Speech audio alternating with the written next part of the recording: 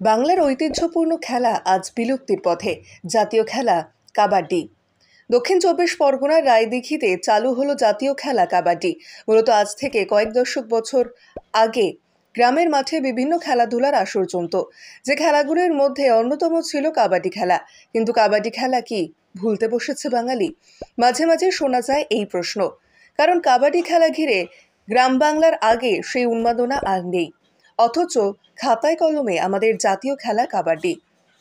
গ্রামের ঐতিহ্যের একসময়ের জনপ্রিয় খেলা কাবাডি এখন অনেকটাই বিলুপ্তির পথে।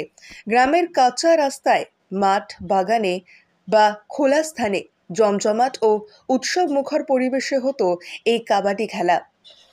কিন্তু কালের আবর্তে সেই খেলা এখন আর তেমন দেখা যায় না।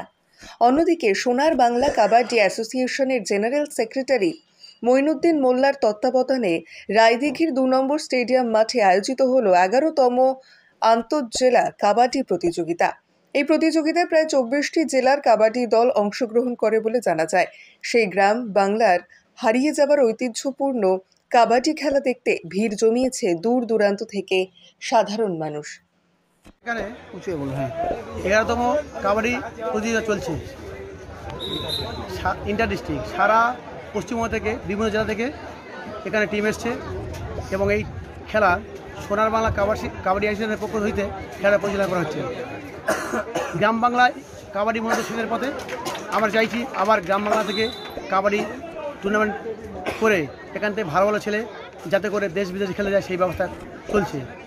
আমাদের টিমে মূলত 3টে টপ প্লেয়ার আছে যারা ন্যাশনাল খেলছে, যেমন চিরঞ্জিত মণ্ডল, শাকির হোসেন লস্কর এবং সৌরভ মুন্ডা, উজ্জ্বল প্রতিভা। এরা কত সিজনে ন্যাশনাল করে এসছে। আমি চাই আরও এখান থেকে আরও ভালো ভালো প্লেয়ার ন্যাশনাল খেলে, এটাই মূলত উদ্দেশ্য। মূলত আর্থিক প্রতিকূলতার মধ্য দিয়ে আমাদের চলতে হয়। বেশিরভাগ ক্ষেত্রে গ্রামের ছেলেরা খুব আমরা অভাবনার মধ্যে থাকি। এই সব খেলাগুলো করতে গেলে একটু যেসব পরিবার ছেলেমেয়েরা একটু আর্থিক সহযোগিতা থাকে, তাদেরকে যদি ঠিকমতো পিছন থেকে গাইড করা যায় তাহলে এখান থেকে আরও আগামী দিনে উজ্জ্বল ভবিষ্যৎ গড়ে উঠবে। এখানে প্রায় 20টা জেলা এখানে অংশগ্রহণ করতে এসছে।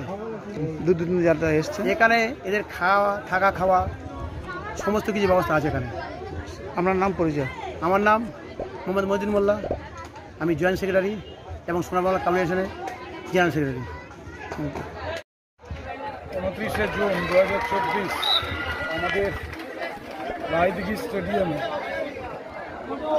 আন্তঃজেলা কাবাডি টুর্নামেন্ট লিগ পর্যায়ে চলছে। আমাদের সোনার বাংলা কাবাডি অ্যাসোসিয়েশন, দক্ষিণ চব্বিশ পরগনা জেলা কাবাডি অ্যাসোসিয়েশন, সুন্দরবন কাবাডি অ্যাসোসিয়েশন এবং রাজ্য কাবাডি অ্যাসোসিয়েশনের যৌথ উদ্যোগে এই পরিচালনা করছেন মূলত ডক্টর মঈনুদ্দিন মোল্লা, যিনি পেশায় ডাক্তার কিন্তু নেশায় খেলোয়াড়। এই কাবাডি খেলোয়াড়কে জাগিয়ে রাখতে গ্রাম বাংলায় এরকম উদ্যোগ, যাতে রাজ্যের বিভিন্ন জেলা থেকে বেশ কয়েকটি জেলা এসছে, বিভিন্ন রাজ্যের বিভিন্ন প্রান্ত থেকে, এবং আমরা অত্যন্ত খুশি এবং গর্বিত যে আমাদের এলাকার বেশ সাড়া পড়েছে। এখানে যে খোলামেলা আলোচনা, খেলাধুলা, অফিসিয়ালস, জাজেস, তাদের খাওয়া থাকা সমস্ত ব্যবস্থা ডাক্তার মঈনুদ্দিন মোল্লা করছেন, তাকে কৃতজ্ঞতা জানাচ্ছি। তার একটা টিম রয়েছে, ডেডিকেটেড টিম। আগামী দিনে তারা এগিয়ে চলুক, আমরা এরকম খেলা পাবো। এখান থেকে প্রতিভাবান খেলোয়াড় উঠবে। যে ভারতীয় মহাদেশের যে খেলা আমাদের বিভিন্ন সময় প্রাণ সঞ্চার করে, গোল্ড মেডালিস্ট হয়েছে এশিয়ান গেমসে, সেরকম আবারও সোনা আনতে পারবে এখান থেকে খেলোয়াড়রা, এবং তারা চাকরি বাকরি জীবনে প্রতিষ্ঠিত হবে।